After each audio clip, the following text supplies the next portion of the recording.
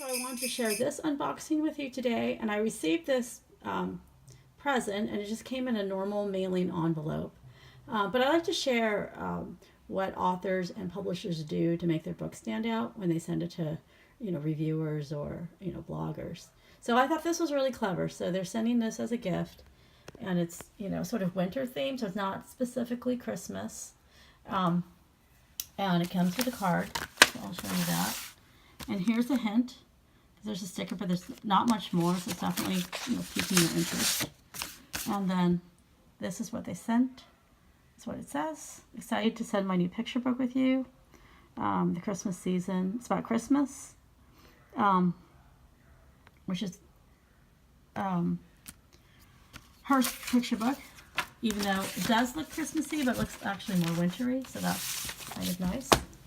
And each book's individually wrapped. The package is wrapped, so that's just kind of a nice effort, and also not expensive.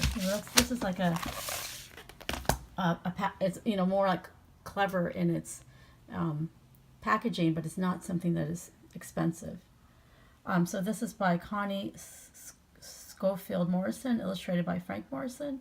So I'm wondering if they're related, perhaps husband and wife, perhaps mother and son. And I got the Christmas spirit. And now already, just because I've seen the image once from here, and I might have seen it in social, I feel like, oh my God, I think I recognize this book. So that's just also clever. And this is obviously a Christmas themed urban story. And it looks like a real celebration of the holiday, of all the things that are special. But here also there's a theme of charity and giving back. But it's a pretty